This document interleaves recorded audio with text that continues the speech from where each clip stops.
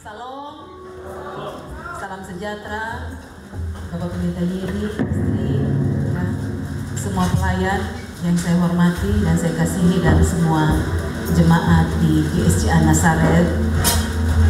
Salam jumpa pagi hari ini, dan saya percaya kita semua dipenuhi damai dan sukacita. Amin. Amin. Bapak Ibu Saudara yang penuh dengan damai dan sukacita dan percaya bahwa Tuhan itu baik, coba berikan senyum yang terbaik dulu. Ya, senyum. Mungkin di balik masker ya, jadi saya tidak bisa melihat senyum. Ya, tapi saya percaya kita semua tahu bahwa Tuhan itu baik, dan kita akan mengatakan bahwa Tuhan itu baik. Amin. Baik, puji Tuhan. Pagi hari ini saudara, kita sama-sama ada dan saya hadir di tempat ini ya untuk menyampaikan kebenaran firman Tuhan, suatu waktu dan kesempatan yang diberikan. Terima kasih ya buat Bapak Pendeta Yeri, istri, dan juga semua jemaat, dan saya mewakili dari Badan Pengurus Daerah GSCA untuk hadir pagi hari ini dalam ibadah kita bersama-sama. Dan saya percaya bahwa kehadiran Bapak Ibu Saudara pagi hari ini datang untuk bertemu dengan Tuhan karena suatu ada kerinduan yang besar dalam hati ini. Ya, puji Tuhan. Dan sebelum saya jauh lebih berbicara tentang kebenaran firman Tuhan, kemarin saya lihat Ibu Pendeta Yana telepon ini, lihat Pak Yeri ada kasih naik, bilang kok oke. Terus waktu dia baca, aduh bos kasih naik ya. Dan mungkin Bapak Ibu Saudara jemaat ada yang lihat siapa nama saya, tapi pagi hari ini alangkah lebih baiknya saya memperkenalkan diri lagi, karena ada kata pepatah mengatakan bahwa kalau dikenal pasti disayang. Ya, perkenalkan, nama saya Sri Manu. Dari nama orang berpikir wah dari suku di luar NTT, tapi kalau saudara dengar famnya Manu ya. Jadi saya orang Rote asli. Kalau bapak saya kalau dibilang dia RRD Republik Rakyat Bengka, jadi bapak saya orang Rote asli dan mama saya orang dari Sulawesi, dari seberang. Tapi puji Tuhan, dan hari ini saya dipercayakan untuk melayani di GSCA Sinar Kasih yang ada di Obobo, dan juga diberikan kepercayaan untuk menjadi anggota DPD. Dan kita sama-sama hari ini mau mendengarkan dan belajar kebenaran firman Tuhan. Demikian singkat perkenalan dari diri saya. Kita mau sama-sama baca di dalam kitab Roma, pasalnya yang kelima, ayat yang pertama sampai ayat yang ke-11. Kitab Roma pasalnya yang kelima, ayat yang pertama sampai yang ke-15, sampai ayat yang ke-11, hasil pembenaran. Sekali lagi, Roma pasal 5 ayat 1 sampai 11, hasil pembenaran. Demikian kebenaran firman Tuhan. Sebab itu, kita yang dibenarkan karena iman, kita hidup dalam damai sejahtera dengan Allah oleh karena Tuhan kita Yesus Kristus. Oleh Dia, kita juga beroleh jalan masuk untuk iman. Jalan masuk oleh iman, oleh iman kepada kasih karunia ini.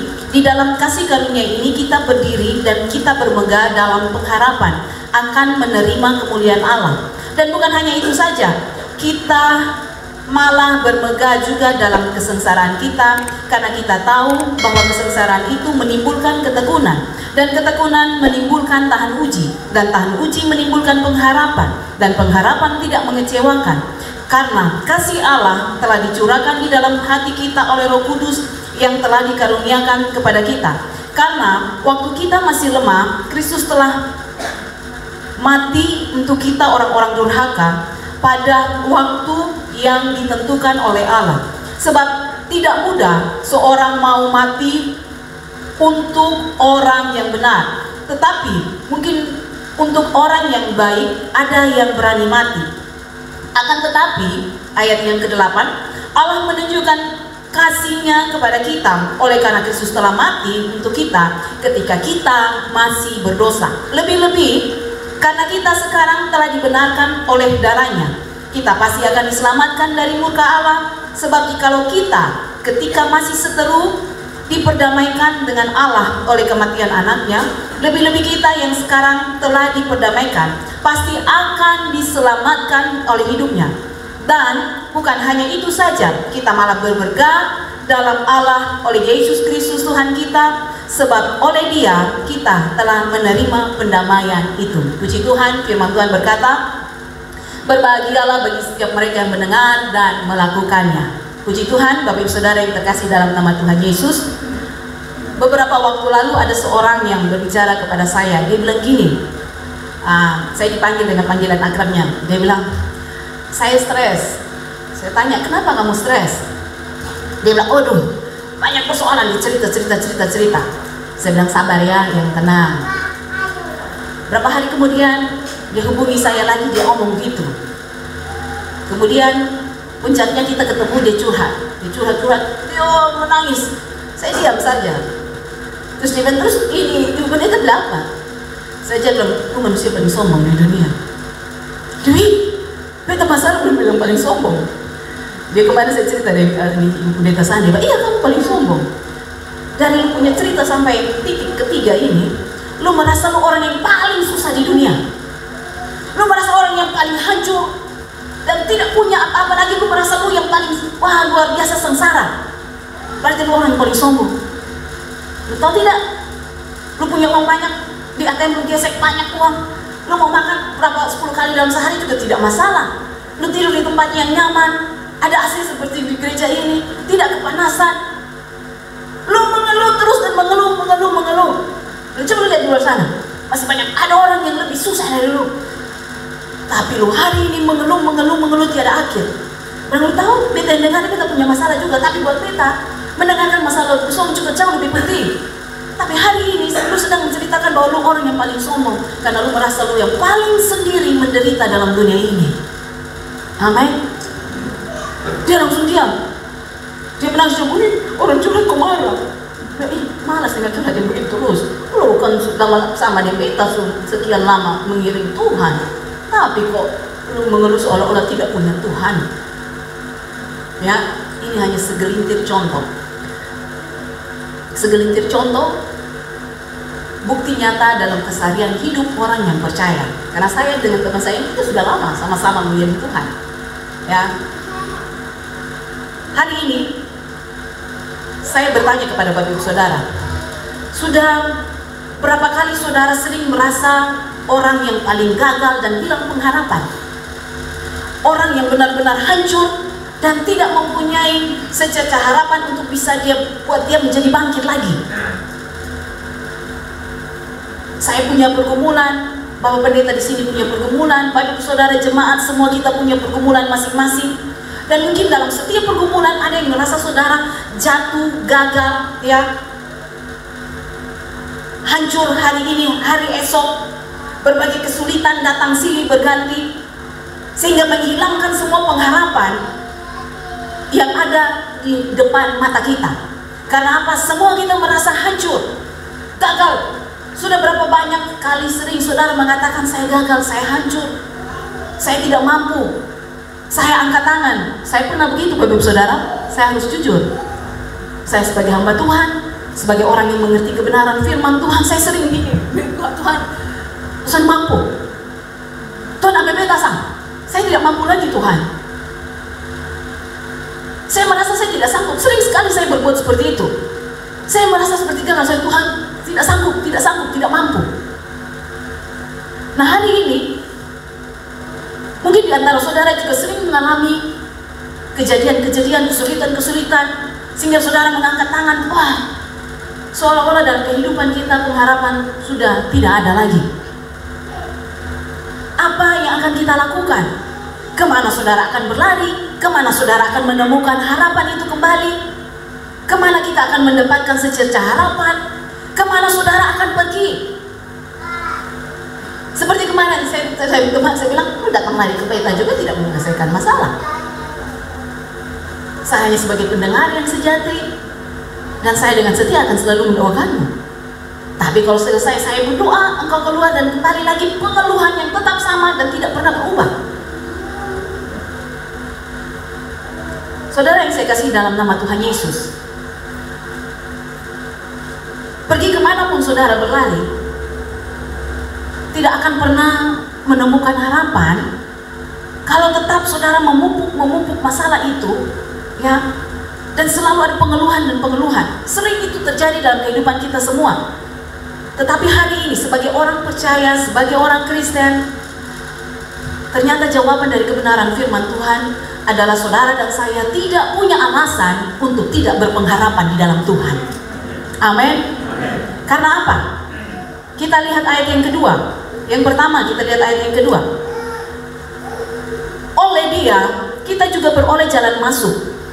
Oleh iman kepada kasih karunia ini, di dalam kasih karunia ini kita berdiri dan kita bermegah dalam pengharapan akan menerima kemuliaan Allah. Kenapa tadi saya bilang bahwa tidak ada alasan untuk saudara dan saya tidak berpengharapan di dalam Tuhan? Karena apa? Ayat yang kedua mengatakan bahwa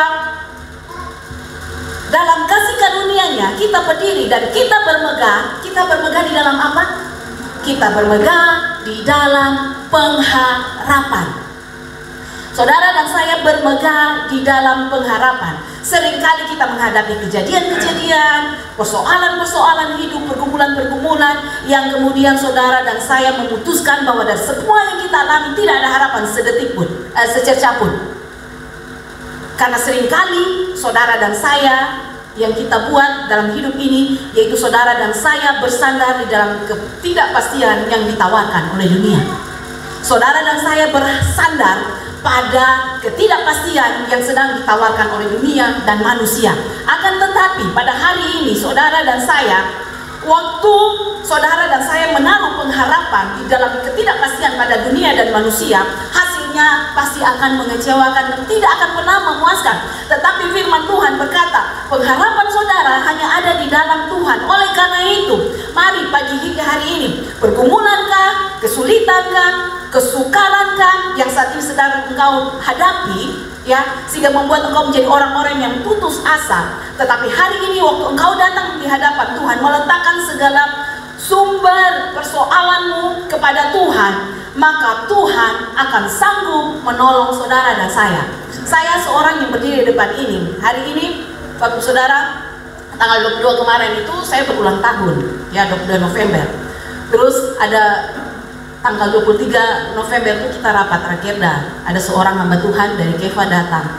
Waktu dia doa tutup, dia doa langsung untuk saya ulang tahun. Dan di dalam doa tutupnya itu dia bilang, Tuhan berkati Ibu Sri supaya dia dapat jodoh yang terbaik. Karena apa? Sampai seumur begini, saudara tahu, saya masih sendiri. Saya masih sendiri. Itu bukan sesuatu perkara mudah untuk saya sebagai seorang pemimpin, sebagai gembala sidang, sebagai seorang wanita. Untuk saya harus tetap berdiri kuat dan kokoh, itu bukan perkara mudah buat saya. Sehingga seperti tadi saya bilang di awal, ada saat di mana juga saya harus mengangkat dua tangan dan saya mengatakan, Tuhan, saya menyerah, saya tidak sanggup. Apalagi saudara waktu berdiri, ya, harus memimpin dan orang akan melihat waktu turun selesai, Ibu sendiri ya, mana pasangannya? Wah, saya mau bilang apa? Bilang di belakang tidak ada. Lihat di belakang cuma drum. Itu bukan perkara mudah untuk saya menghadapi kenyataan jalan kemana-mana. Teman-teman saya, sahabat saya, seumuran saya, kalau mereka sudah tulen menikah tuh, yang kalau masih kerja dulu baru menikah, selesai sekolah, kerja dulu itu rata-rata anak mereka SMP kelas 3. Tapi kalau yang ini belum bekerja dan belum selesai kuliah dan bekerja, rata-rata anak mereka sudah kuliah. Dan ada yang sudah menyelesaikan kuliah. Waktu saya lihat mereka, dia bilang itu calon oma tuh. BMK bilang, anak oma. Saya bilang tidak sopan, mentang-mentang rambut saya sudah beruban. Saudara, bukan sesuatu yang mudah buat saya untuk melangkah. Tetapi di dalam keputusasaan saya terkadang menghampiri bagian hidup saya ini, di relung hati yang paling dalam. Kadang saya menangis, kadang saya merasa saya sendiri, saya tidak punya siapa-siapa, saya tidak punya siapa-siapa yang mau menopang saya. Saya pun tidak punya teman, ya, untuk berbagi suka dan duka. Menurut pemikiran dan pemahaman saya yang begitu dangkal dan kecil. Tetapi waktu saya kembali kepada kebenaran firman Tuhan, saudara, firman Tuhan di sini menjamin, kata firman Tuhan, bahwa kita berdiri di dalam kasih karunia ini, dan di dalam kasih karunia ini kita bermegah, dan di dalam kemegahan itu kita bermegah di dalam pengharapan kepada Tuhan kita Yesus Kristus. Dan waktu saudara berpengharapan di dalam Dia, tidak akan pernah mengecewakan. Waktu engkau merasa sendiri, waktu engkau merasa memulihkanmu, waktu engkau merasa tidak ada yang melihatmu, yang tidak peduli akan kesedihanmu, Tuhan ada setiap waktu untuk menjadi bagian buat hidupmu. Amin. Saya tidak punya tempat yang banyak untuk selalu curhat setiap waktu. Bagaimana ini mau bertindak, mau mengambil keputusan. Tapi Tuhan mengirimkan sahabat-sahabat yang baik buat saya. Pagi ini ada kedua sahabat saya yang mengikuti saya ibadah di tempat ini. Ada Ibu Pendeta Milka yang menuntut firman Tuhan, ada Ibu Pendeta Sandi Taek. Ya, saya punya teman-teman, sahabat yang selalu siap ada untuk mendukung saya. Waktu saya berpikir di dalam gereja, waktu saya lihat ini Pak Yani biasa posting-posting bersama Ibu, wih suami istri ini enak, ya melayani bersama, ada anak-anak yang bantu melayani. Saya sendiri, kalau saya mau pergi kemana-mana, sekarang saya repot harus bagaimana ini berbagi pikiran, bagaimana saya mengambil keputusan. Tapi apakah cukup hidup saya berakhir sampai di situ dengan keputusasaan yang bersumber pada pikiran saya yang begitu sempit? Apakah semua itu selesai? Tidak, ternyata Tuhan punya pekerjaan itu melebihi dari apa yang saya pikirkan. Tuhan kirimkan anak-anak Tuhan yang selalu ada siap mendukung saya di gereja. Sehingga waktu saya berpikir saya sendiri, mereka berdiri buat saya. Waktu saya berpikir saya tidak mampu, mereka ada buat saya. Saudara, ternyata di dalam Tuhan, Tuhan punya banyak cara untuk saudara bisa melihat di dalam Tuhan masih ada pengharapan. Jangan putus asa untuk keadaanmu sekarang hari ini. Saya dibilang sendiri terus, kalau bahasa keren anak muda tuh Jones. Saudara tahu Jones? Jomblo kenes, artinya jomblo yang menyedihkan begitu. Nah, mereka tidak tahu saya ini bahagia, saya menikmati hidup.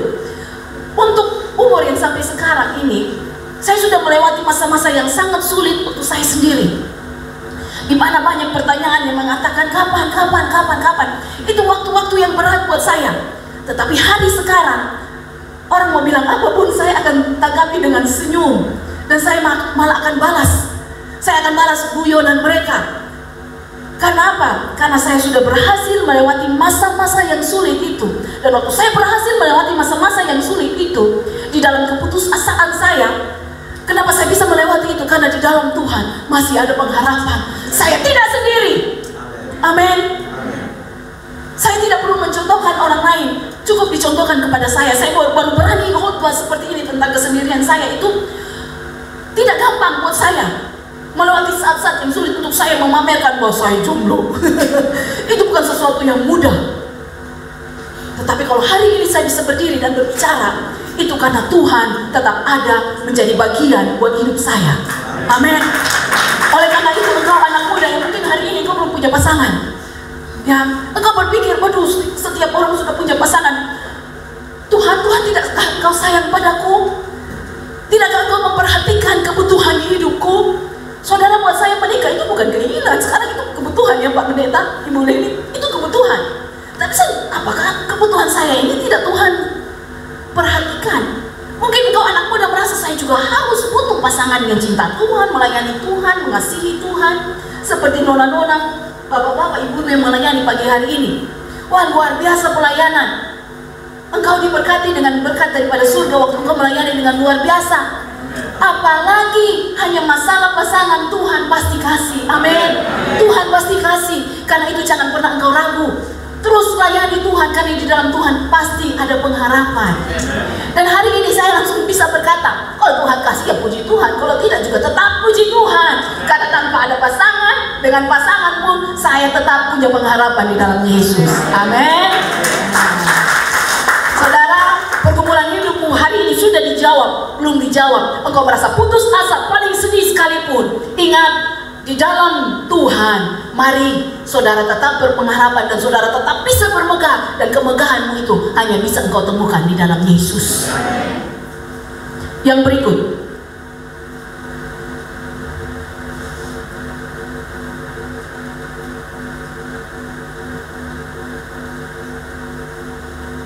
saat saudara dan saya, ya, seperti tadi saya katakan, mungkin kita ada dalam kesulitan. Saya dulu pernah berpikir saya mau lari jauh dari Tuhan, sehingga saya bilang saya menyerah dan saya berpikir mau lari jauh. Tetapi hari ini kita baca dulu ayat 4 sampai yang ke-8. ayat 4 sampai ayat yang ke-8.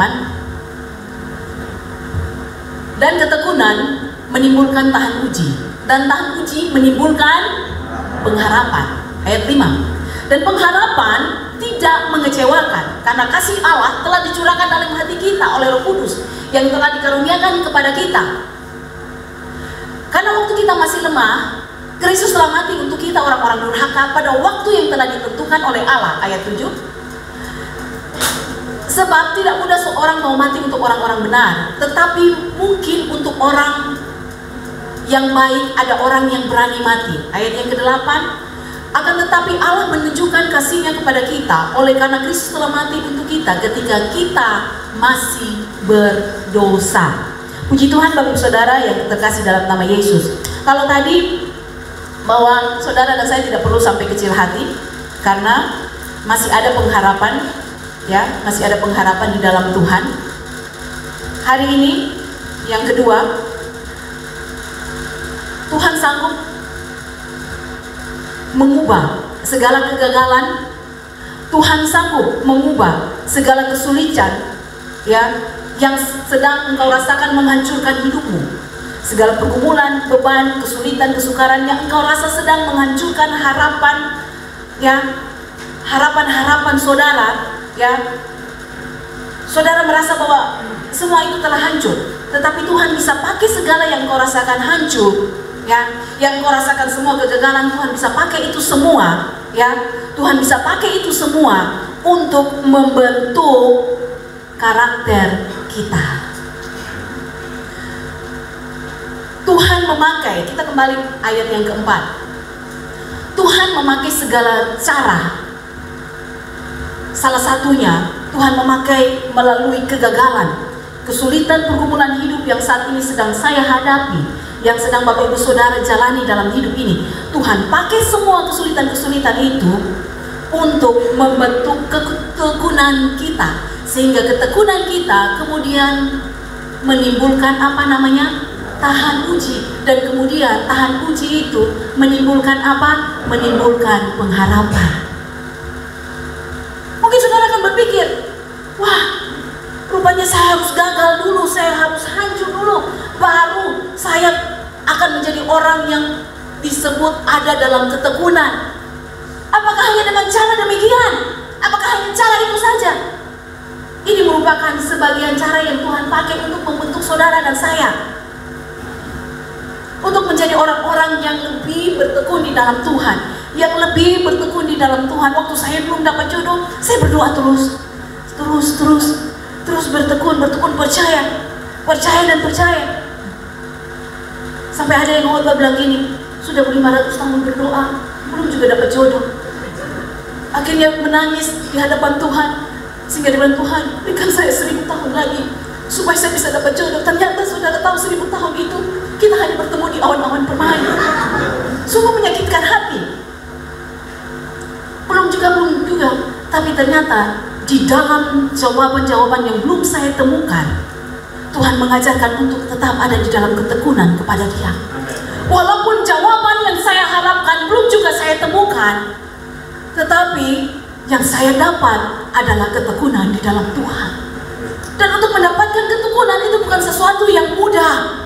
Untuk saudara terus bertekun, dan di dalam ketekunan itu, jawaban untuk harapanmu tidak engkau dapat. Masihkah engkau mau bertekun? Firman Tuhan, dan teruslah bertekun, karena di dalam ketekunanmu akan membuat engkau menjadi seorang yang tahan uji. Dari seorang yang tahan uji, kemudian saudara dikatakan dalam kebenaran firman Tuhan, kita akan menjadi orang-orang yang pengharapannya tidak akan mudah digoyahkan dengan situasi angin badai ribut sekalipun, tidak akan mudah mengerobohkan pengharapanmu di dalam Tuhan. Amin. Oleh karena itu, Bapak Ibu Saudara yang saya kasih dalam nama Yesus, mungkin saudara berpikir, waduh, ini kesulitan ini betul-betul luar biasa.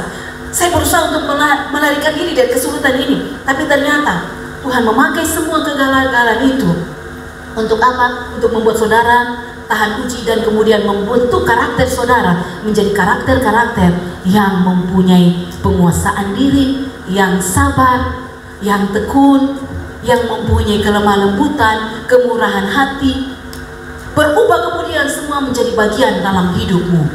Engkau yang dulunya suka seperti apa ya saudara, tidak berpikir panjang, langsung membuat segala sesuatu, tidak diperhitungkan. Ya, orang biasa bilang panas-panas tai ayam, langsung habok saja. Tapi kemudian melalui segala sesuatu yang saudara lewati, saudara kemudian dinilai oleh orang-orang, wah, Bapak ini tambah dewasa. Dia menjadi seorang yang mempunyai penguasaan diri yang luar biasa. Karena apa? Karena dia telah melewati banyak badai, sehingga Tuhan mengubah dia dan menjadikan dia mempunyai karakter, dan karakter yang didapati dari segala yang dia alami, dari segala kehancuran. Kemudian dia menemukan pengharapan di dalam Tuhan. Dari segala keputusasaan yang dia coba buat untuk berlari dari hadapan Tuhan, tetapi dia berusaha juga di antara dua pilihan, mau lari atau tetap di dalam Tuhan. Kemudian dia memilih untuk tetap di dalam Tuhan. Tetapi waktu dia memilih tetap di dalam Tuhan, Tuhan mengubah dia mempunyai karakter, dan karakter yang dia miliki ternyata didapati seperti kata firman Tuhan, hendaklah engkau menjadi seorang yang sempurna seperti Kristus. Kemudian karakter yang kehidupan dia miliki, yaitu kehidupan lama sewaktu kita masih berdosa, yang belum ada di dalam Tuhan, yang waktu orang melihat hidup saudara dan saya itu menjengkelkan, tidak menyenangkan. Mereka bilang, orang Kristen kok hidup kayak begini. Tetapi melalui pengalaman-pengalaman, kesulitan-kesulitan, mengubahkan karakter saudara menjadi karakter Kristus. Amin. Karakter Kristus tercurah dan menjadi bagian dalam hidup saudara sehari-hari. Mengubah karakter saya, mengubah karakter Bapak Ibu semua menjadi karakter seperti Kristus. Saya belajar dulu ada 4 karakter yang dimiliki. Karakter melankolis, sanguistik, pragmatik, dengan apa lagi satu, saya lupa. Ada 4 karakter, dan setiap karakter itu punya kelemahan tetapi punya kelebihan. Ya, waktu kita mempelajari semua karakter itu, kemudian ternyata sehebat-hebatnya manusia, dari setiap karakter mempunyai kelemahan. Dan yang akan menyempurnakan karakter kita, waktu saudara dan saya mau supaya karakter Kristus itu turun dalam hidup kita. Amin. Karakter-karakter yang mempunyai ketekunan dalam Tuhan, karakter-karakter yang tahan uji, karakter-karakter yang mendapatkan pujian-pujian, sehingga setiap orang Kristen ya dapat memberi dampak yang baik bagi dunia ini. Karena apa? Karena saudara memiliki sekali lagi karakter Kristus. Saya yang berdiri hari ini, saya kadang masih meluap-luap emosinya. Ya, mungkin karena dibilang pengaruh faktor umur, masih lebih muda, jadi karakter saya kadang suka meluap-luap. Tetapi waktu saya mulai menyendiri dalam Tuhan, karakter itu tidak bisa saya pertahankan. Karena karakter itu harus dikikis habis dan diganti dengan apa? Diganti dengan karakter Kristus. Itu bukan sesuatu yang mudah mengubah hidup saudara, menghancurkan setiap karakter-karakter saudara yang tidak berkenan di hadapan Tuhan. Semua kesombongan kita, egois kita harus dihancurkan dengan mengganti yang namanya karakter Kristus. Dan semua itu tergantikan waktu saudara dan saya sekali lagi tetap bertekun di dalam Tuhan. Tetap apa? Tetap bertekun di dalam Tuhan. Karena firman Tuhan berkata, kalau orang benar saja sudah hampir sulit diselamatkan, apalagi nasib orang berdosa. Sehingga orang yang benar, kalau hari ini engkau berbuat salah, bukan berarti engkau langsung lari keluar dan tidak mau lagi bertemu Tuhan. Justru karena engkau orang benar, setiap hari saudara harus tetap ada di dalam Tuhan, bertekun dan terus bertekun, supaya waktu kedatangan anak domba Allah itu saudara kedapatan tak bercacat celah. Amin. Ingat baik, pengorbanan Yesus di kayu salib cukup 1 kali. Dia berkorban sewaktu saudara dan saya masih dalam keadaan apa? Kata firman Tuhan, waktu saudara dan saya masih dalam keadaan yang berdosa, dia berkorban bagi kita. Sehingga yang terakhir, jawaban bagi saudara dan saya, ya, supaya kita tidak punya alasan lagi untuk tidak berpengharapan di dalam Tuhan. Ayat yang kelima,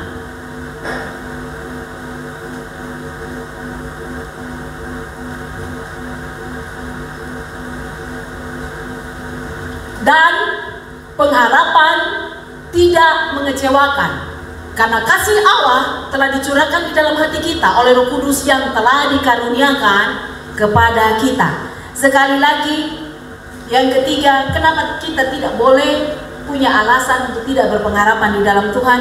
Karena apa? Karena pengharapan itu tidak akan pernah mengecewakan, dan pengharapan itu hanya terdapat di dalam siapa? Di dalam Sri Manu, tidak. Di dalam pendeta Yeri Adu, tidak. Di dalam pendeta ini, di dalam diri pendeta ini Leni Ematan, tidak. Di dalam diri pendeta Sanita, tidak. Di dalam dirinya Ibu Pendeta Milka, tidak. Di dalam dirinya saudara siapa? Jenny, tidak. Tetapi pengharapan yang tidak pernah mengecewakan kita itu bukan terdapat di dalam diri orang tua, di dalam diri pemimpin-pemimpinmu, di dalam diri orang-orang yang engkau harapkan punya kuasa, punya uang, punya jabatan yang dapat menolong engkau rasakan pertolongan mereka.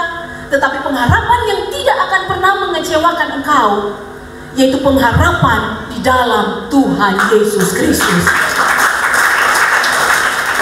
Oleh karena itu saya mengamini kata firman Tuhan bahwa janganlah engkau mengandalkan manusia, tetapi andalkanlah Tuhan dalam segala waktu.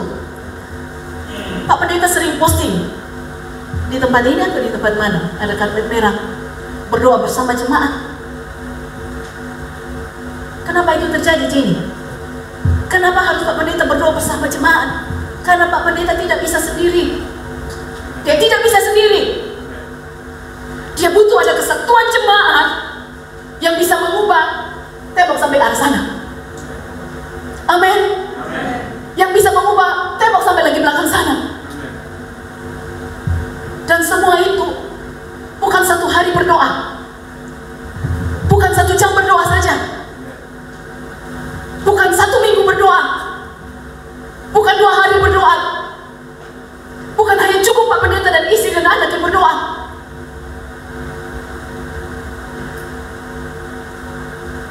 Tetapi waktu ada kesatuan dalam doa dari keluarga pendeta bersama keluarga jemaat semua, bukan 1-2 hari, tapi terus. Kata ayat yang tadi 4, dalam ketekunan-ketekunan. Dalam setiap ketekunanmu, walaupun dalam setiap menjalani ketekunanmu, mungkin saudara merasa ada di mana engkau merasa sakit, engkau merasa kecewa. Ada yang satu sikut menyikut dengan yang lain. Ada yang mengatakan engkau terlalu cari muka dengan Pak Pendeta. Ada yang mengatakan engkau selalu terlambat. Ada yang mengatakan lu punya doa terlalu beribut. Ada yang mengatakan, dia datang semua selesai berdoa baru datang. Ada mungkin lebih-lebih dia datang keluar. Selalu ada saja itu. Bahkan waktu saudara tekun di dalam doa, keluarga merasa bahwa saudara meninggalkan mereka. Waktu saudara banyak tekun dalam doa, banyak keluarga mengatakan dia tidak punya waktu lagi bersama kita. Ya, mungkin waktu saudara banyak berdoa, bertekun di dalam doa, orang akan mengatakan ini orang sok rohani. Tetapi waktu juga saudara ada dalam tekun dalam doa, saudara juga masih mengalami yang namanya sakit. Waktu saudara tekun di dalam doa, engkau pulang rumah, engkau harus berhadapan dengan banyak masalah.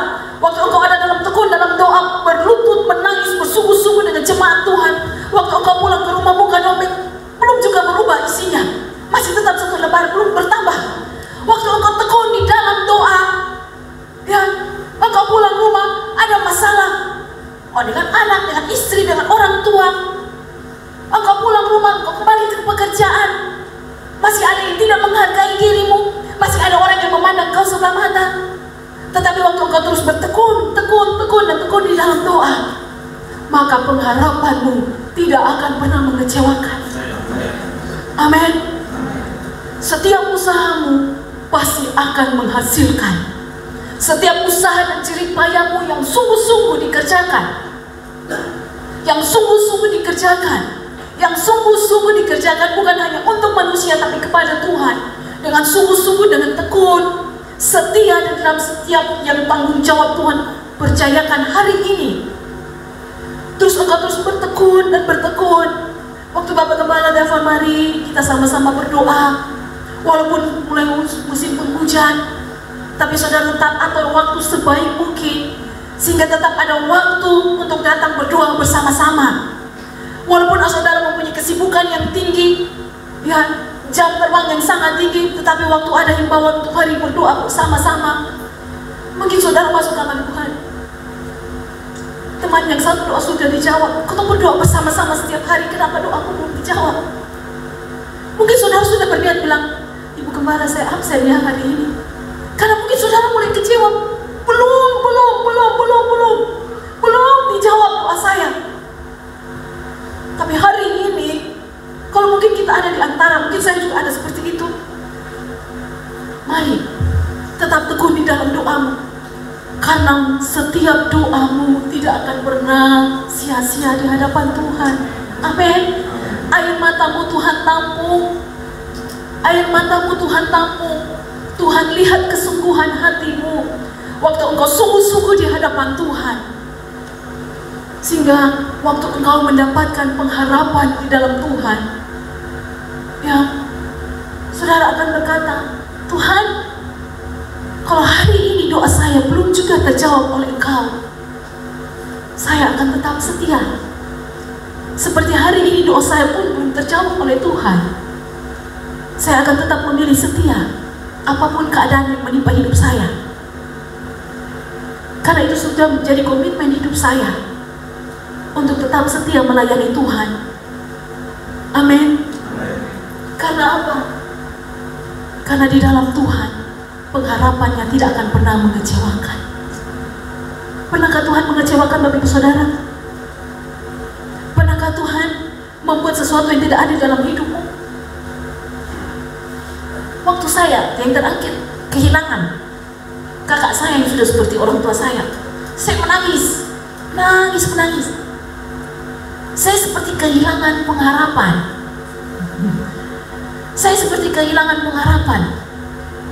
Dia kakak saya yang paling besar, dia berperan sebagai ayah dan ibu. Tapi kemudian Tuhan membuat keputusan yang tidak dapat diganggu-gugat oleh siapapun. Diambil kembali.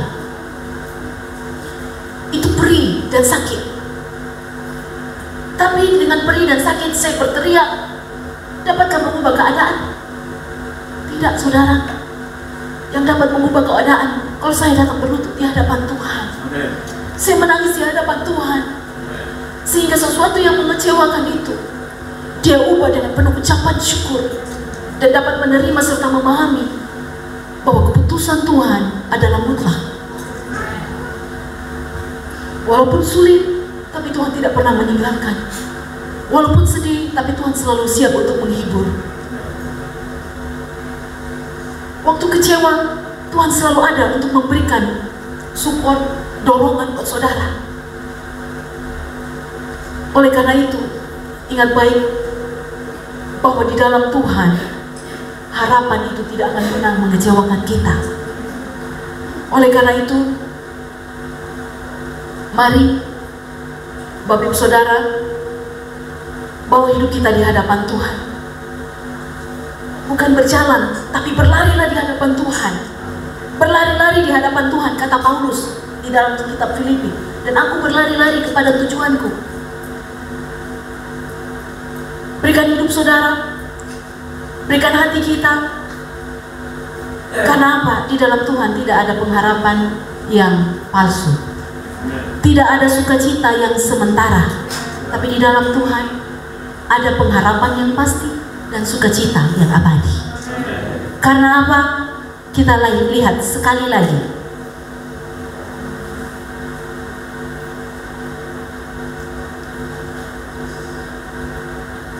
Kita lihat sekali lagi dalam kebenaran firman Tuhan.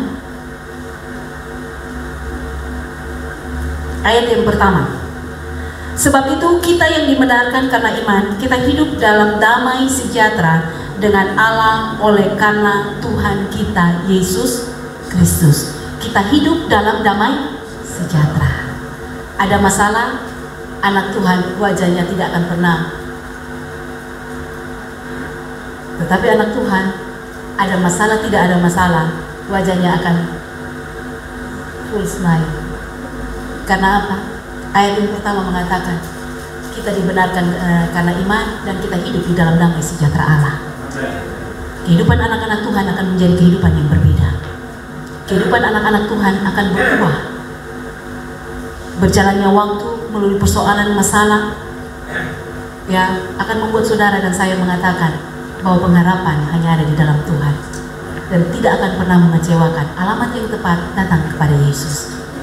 Dia selalu siap menunggu saudara dan saya. Saya selalu ingat waktu saya ada dalam masalah, dalam persoalan, saya selalu siap dan selalu siap untuk datang terhadap undangan Tuhan Yesus. Saya selalu mau menanggapi itu undangan. Dan saya selalu bilang, Tuhan, itu undangan apakah berlaku tiap hari buat saya atau tidak? Berlaku setiap waktu kepada saya atau tidak? Ternyata itu undangan itu berlaku setiap saat, setiap waktu buat saya. Undangan itu di mana, saudara? Undangan itu dalam Matius pasal 11 ayat yang ke-28. Firman Tuhan bilang gini, marilah kepadaku, engkau yang letih lesu dan berbeban berat, aku akan memberikan kelegaan kepadamu. Saya bilang, Tuhan, saya ini beban berat. Apakah hari ini saya boleh datang? Ternyata firman Tuhan itu berlaku setiap waktu. Setiap waktu. Amin. Ketahuilah, di dalam Tuhan ada pengharapan. Saya bisa berdiri hari ini, sampai saat ini saya bisa berdiri. Dulu saya sempat mau lari karena tidak mampu dan tidak sanggup. Tapi kalau saya masih bisa berdiri hari ini, itu karena kemurahan Tuhan. Itu hanya karena kemurahan Tuhan. Tuhan sanggup pulihkan hidupmu hari ini. Tuhan sanggup ubahkan hidupmu hari ini. Dari kegagalan, kehancuran, dia ubah menjadi karakter yang luar biasa.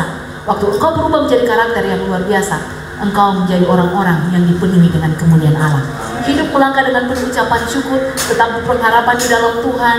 Karena apa? Tuhan tidak pernah mengecewakan saya. Tuhan tidak pernah mengecewakan Bapak Ibu Saudara semua. Amin. Demikian kebenaran firman Tuhan. Tuhan memberkati kita semua.